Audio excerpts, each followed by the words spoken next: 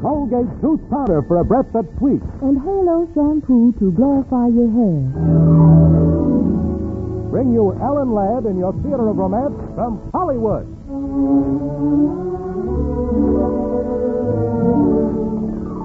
Tonight, Colgate Tooth Powder and Halo Shampoo bring you the fascinating story, Death Takes a Holiday. You saw it on the stage with Philip Merivale. You saw it on the screen with Frederick March. Now hear it on the radio with Ellen Ladd. And so to you, from Colgate Tooth Powder and Halo Shampoo, comes our play, Death Takes a Holiday, and our star, Ellen Ladd.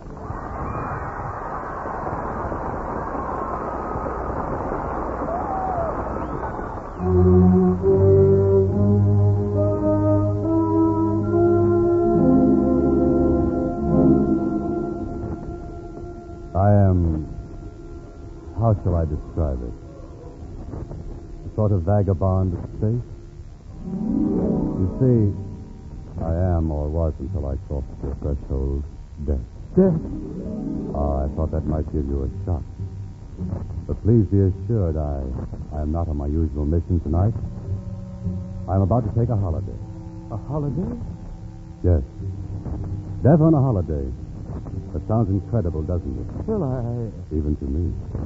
Think of it. For the first time in history, there will be no murder. No fatal accident.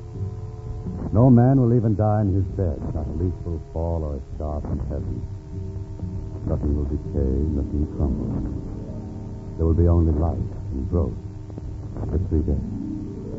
Then I must return. But why have you chosen my house for your experiment? That is my affair. I mean you and your household no harm, and I shall keep my word, but with one condition. Yes? For the duration of my stay here, I am to be known as Colonel Alexander. I must be treated as a mortal in every particular. I require that no one under this roof, and no one who may visit you, shall show repulsion or fear, on pain of my displeasure. Do I make myself clear? Perfectly. You're the head of this house and therefore responsible. If my secret is divulged, I shall leave instantly and return in my proper person as death. I trust that won't be necessary. Then it's a bargain? I have no choice. You have one. Oh. So at last I am to become immortal.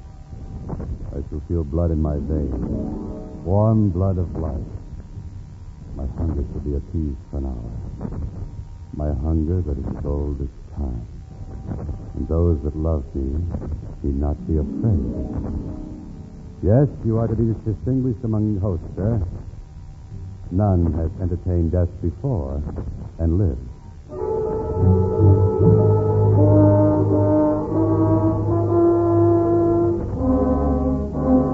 The world was still marveling today over the sudden sharp decline in the mortality rate. No fatalities have been reported in the past 18 hours, a record. The phenomenon, believed to be due to a shower of cosmic rays from outer space, seems to have had other observable effects. Hospitals report scores of miraculous recoveries. And for the first time since the outbreak of the war, there is a surplus of medical manpower and facilities. United Nations delegates sitting in extraordinary session. Excuse me for turning off the radio, but I have something important to say to all of you. Close the door, Jeffrey. This is just among us. What is it, Father? It's about Colonel Alexander. He's very good looking, isn't he? He gives me the creep. Jeffrey's worried about Dropsick. I think she's falling for the Colonel. Colonel Alexander's been through a great deal. Rhoda, you're my niece's best friend, and as Alda's best friend, your safety is my responsibility. And Grazia's is mine. And mine, too, son. After all, I hope for your marriage. If the Colonel seems eccentric or strange, you must take no note. This is more important than I can tell you. And above all, you mustn't be afraid of him. Afraid? Why should we be afraid? Well, he might be offended, don't you see? And if he were... well, at any rate, you must be gay and laugh with him. No matter what happens, you must never avoid him or run away when he approaches. It would do no good if you did. You can't run away from... well, you see what I mean. No, I don't. What can't you run from? I mean, after all, Oh, Grazia. Here you are, my dear. We were just wondering about you. I've been walking in the garden. Hello, Jeffrey. You look lovely tonight, Grazia. strangest night I've ever known. Don't you feel it? There's shadows running across the garden. And yet surrounding the clouds in the sky to make shadows. Well, it was just your imagination, my dear. I had forgotten how silent and swift the shadows can be. I felt as though there were wings somewhere about. And I seemed to be flying. Gracia, don't. Frightens me when you talk like that. And now we think you've been free quite long enough. When are you going to fold your wings and become my daughter-in-law? Won't you make it next month, Gracia? I'm half out of my mind this week. You know I love you all and want to please you, Gracie. I'm not ready. Not just yet. But why, darling? Because that life is the kind of happiness I want to find first, if I can. Aren't you happy with me? Yes, dear. But that isn't quite what I mean. I wish I knew how to tell you. It's something I felt standing out there in the garden last night. Something I was on the verge of realizing. And then the spell was broken. I must try to capture it again. May I come with you? I'd rather be alone, if you don't mind. Gracia?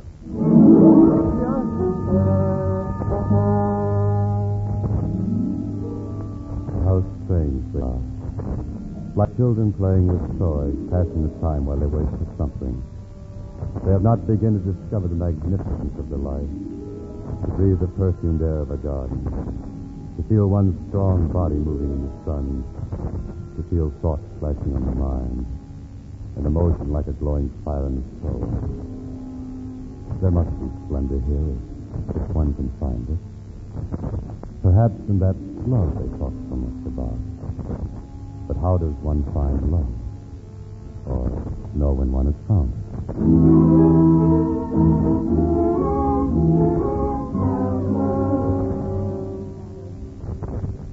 Racing fast. You know, Gracia wasn't imagining it. There is something strange out there. And one of the gardeners said this morning that things were growing as we'd never seen them.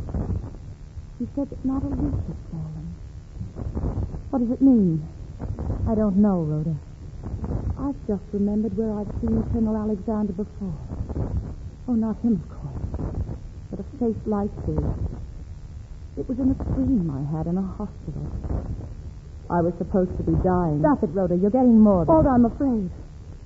I keep thinking I'll meet him on the stairs or in the hall. I don't want to meet him yet I hope he'll be there. I don't want him to speak to me. Yet when he does, I wish his voice would never stop. You too. He's coming. I can feel it. I can't stay here anymore. Rhoda, stop. Come back here.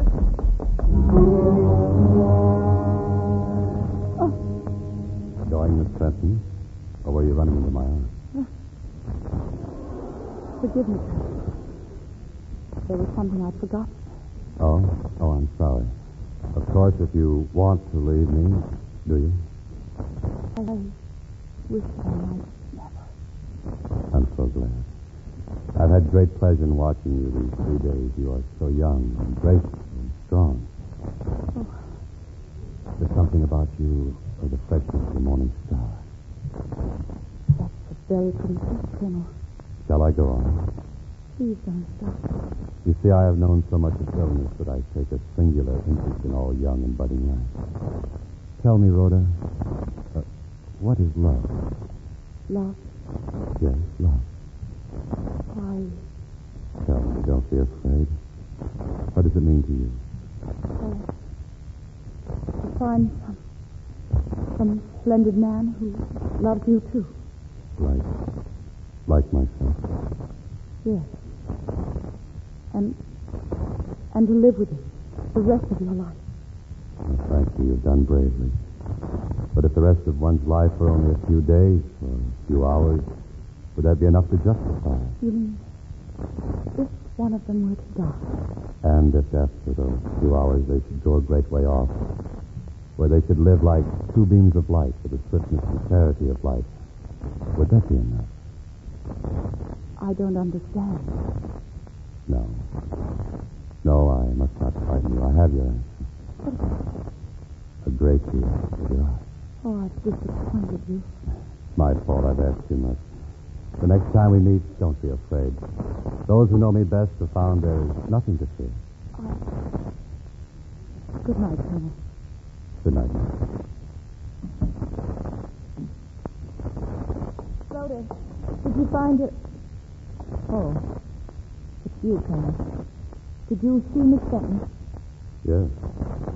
I'm so glad you've come. Miss Fenton was afraid, but you are not. Can you tell me why? But I am. Well, you conceal it very well. Perhaps my interest is greater than my fear. Why are you interested? Because you are the most fascinating man I've ever met. And I am a woman. Yes, a beautiful woman. And an interesting woman, Alda. Am I? You have lost many illusions, but you cling to one. Do you know what that is? Yes. You long for something wild, overpowering, to sweep you beyond thought. You know me so well. Yes. It's my mystery that affects you. I can feel it. Throbbing in your blood, rising like a sob in your throat. Please.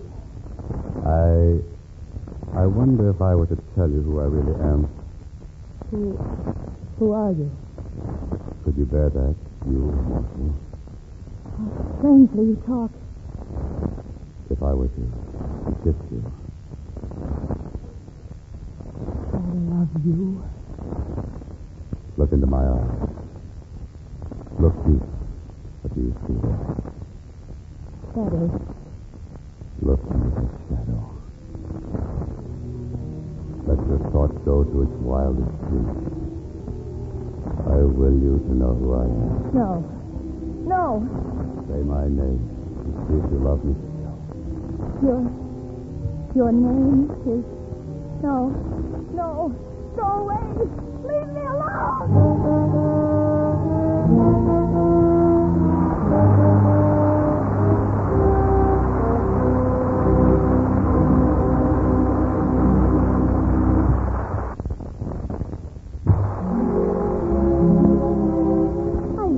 Why I haven't received any Valentines this year? Oh, you're sure to get some. Maybe there's a slowdown on the mail. No, it can't be that. June Tracy next door has a pile of Valentines. She wanted to see mine, and I didn't tell her I hadn't any. Now, this young lady would be deluged with Valentines if she didn't have a little breath of trouble. I mean, unpleasing breath. Clearly, it's the case for Colgate tooth powder. You see, anyone can be the victim of this breath of trouble. It happens to thousands without their knowing. Marks them down socially. Brings them unhappiness. Don't let it happen to you. Just do this. Brush your teeth night and morning and before every date with Colgate tooth powder. For Colgate tooth powder cleans your breath as it cleans your teeth. Yes, scientific tests prove that Colgate tooth powder, in 7 cases out of 10, instantly stops unpleasing breath that originates in the mouth. And when it comes to cleansing, money can't buy a dentifrice that will clean your teeth better or quicker than Colgate tooth powder. Remember the name, Colgate tooth powder, with the accent on powder.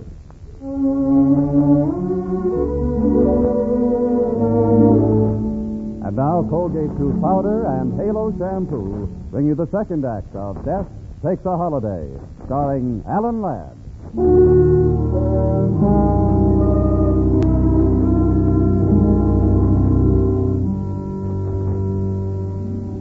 My holiday was drawing to a close, and I had not yet found the answer to the question that was burning in my mind. I had learned that love alone can make life worth living, but I had not found a love strong enough to cast out fear. Twice, I thought I'd found it. My shadow, death shadow, fell between us, and they were afraid. And so I left them and walked out into the garden.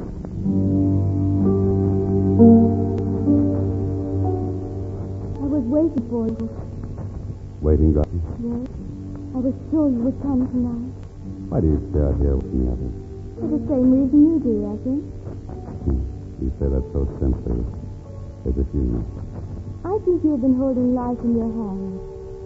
I think you have been a little afraid of its beauty. Now you do know. I've been walking in a garden that's so full of you, and under a sky that sang with you. Your laughter was in the wind that went by and touched my hair. I put my ear to the ground and heard your footstep moving toward me across the room. When I'm with you, I see depths in your eyes that are like the worlds I visit in sleep. Sometimes it frightens me. Justin, don't be afraid of me. There's so little time left. Tonight I must go back. Will you take me with you? No. No, you don't know what you're asking.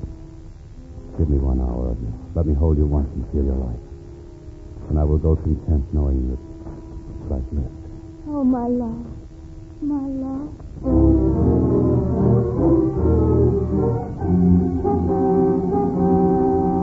Father, where is Grazia?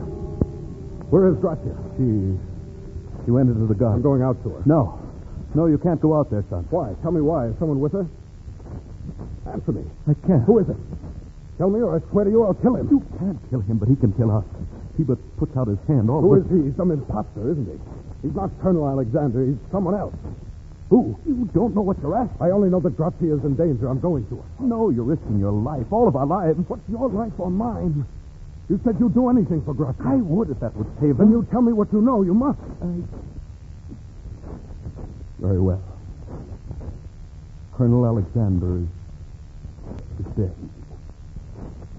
Then who is that man? He is the one who waits. The one whom all men dread. His Majesty, Death, amusing himself on a holiday.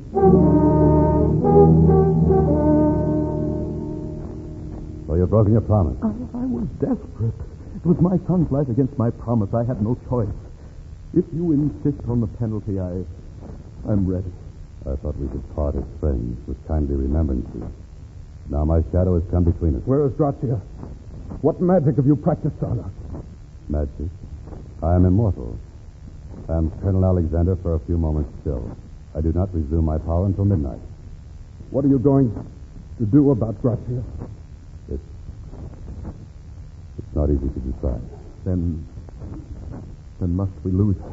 In a few moments, I shall be what I was, and for me, too, there will be an end. Look here. You say you love Grazia. I do. And you have found life agreeable? Beyond my wildest imagination. Then would you take away from her that which you are reluctant to leave yourself? So, I am caught by my own folly. Now I, Death, must vow to life. What a divine joke. What a monstrous and bitter comedy. Well, so be it. You have all risked your lives to Grazia. Let's not be outdone cursed. Where has he gone? To find Grazia? He's bringing her in. Eh? Grazia? Yes, you look so pale. What is the matter with you all? Grazia, let's explain something to you. Our host will bear me out. I came to this house as a jest and made love to you. You're trying to destroy my love because they wish. It was not a jest. It's true. Someone tell us quickly while it's time. She's cold, Jeffrey. Take her in your arms. Give her warmth. Grazia, don't you hear me? Yes, I hear. Won't you stay here with me? I can't, my dear. But I shall always love you. Grazia, darling, look at me. Come back to us. She's lost. Listen, Grazia, while there's still time. I mustn't take you with me. You must stay here with those who love you. If you went with me, you could never come back to them again. I'm going far away to a land that would be all strangeness and mystery to us. Do you hear me, Grazia? Yes, I hear. My holiday is over. I'm going at once. I'm ready. You don't know who I am. You are my love. You heard that, all of you? You want me to speak and destroy this happiness? You must.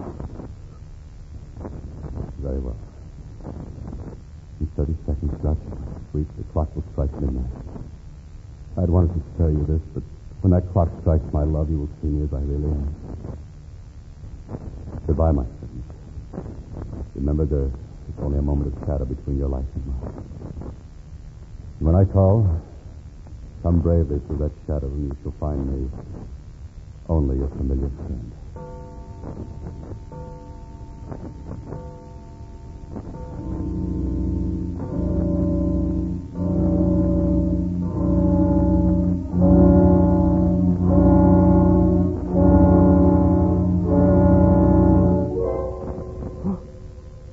Look at him. Look at his face. How horrible. How ghastly. Goodbye, girl. Now you see me. I have always seen you like this. You are not changed. You see me like this, and still you... Yes. You seem beautiful to me.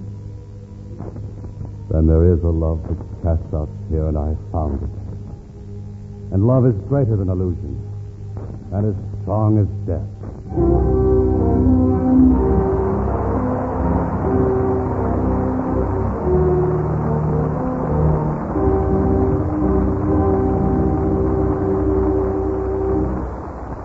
You have just heard the Colgate Tooth Powder Halo Shampoo presentation of Theater of Romance, tonight starring Alan Ladd in the Robert Tallman adaptation of Death Takes a Holiday. Alan Ladd returns in just a moment. Halo, everybody, halo. Halo is the shampoo that glorifies your hair. So halo, everybody, halo. Use Halo Shampoo if you want naturally bright and beautiful hair. For soap shampoos, leave a film on your hair. But Halo contains no soap, therefore leaves no dulling soap film. The very first time you use Halo, you'll notice your hair glistens in all its natural brilliance. The deep, full, natural color and luster comes sparkling through like sunshine through a clean window pane. And remember, even in the hardest water, Halo makes oceans of rich, fragrant lather. Halo quickly carries away loose dandruff, grease, and dirt. Needs no lemon or vinegar rinse, because Halo leaves no dulling soap film. Nothing to hide your hair's natural beauty. Say hello to Halo and goodbye to dulling soap film. Use Halo on your children's hair, too. Get Halo shampoo at any cosmetic counter. Remember, Halo glorifies your hair. So halo, everybody, halo. Halo shampoo, halo. For Alan Ladd's appearance on Theater of Romance, Colgate Tooth Powder and Halo Shampoo express their thanks to Paramount Pictures, producers of the forthcoming Alan Ladd thriller, The Blue Dahlia. Thanks for coming over, Alan. It was swell to have you here. It was swell to be here, Tom. Just taking a holiday was certainly a strange adventure for me. I hope the audiences of Theater of Romance enjoyed it.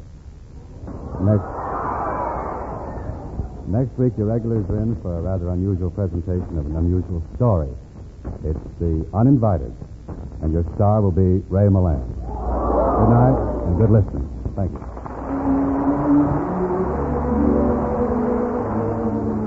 The Colgate Tooth Powder and Halo Shampoo Bulletin for the Future. Next week, Charles Vander's production of Theater of Romance brings you the startling mystery romance, The Uninvited, with one of Hollywood's greatest stars, Ray Milland. In subsequent weeks, you will hear Robert Young, Herbert Marshall, William Powell, and Don Amici. Keep a date with Theater of Romance for all the weeks to come. You will always hear your favorite stars. These presentations of Theater of Romance come to you because of your enthusiastic recognition of Colgate Tooth Powder for a breath that's sweet, And Halo Shampoo to glorify your hair. This is your host, Tom Hanlon, saying good night and wishing you love, happiness, and romance.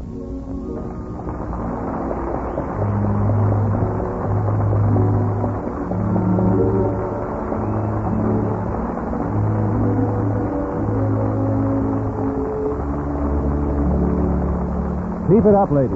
Keep on saving your used cooking fat. Secretary of Agriculture Clinton P. Anderson says it is just as important now as when fats and oils were rationed to save and turn in every bit of used kitchen fat. Used fats continue to be one of our most important sources of supply for the manufacture of soap and for industrial uses. It may be many months before we can obtain adequate supplies of imported fats and oils for these uses. Remember, too, fat is needed in the manufacture of nylon, textiles, electrical appliances, baby carriages, and scores of other peacetime products. Well, ladies, now that you can get more meat, you'll have more surplus cooking fat. Don't waste it. Sell it to your butcher. He'll give you 4 cents a pound. Just remember, where there's fat, there's soap, and other products you need. This is CBS, the Columbia Broadcasting System.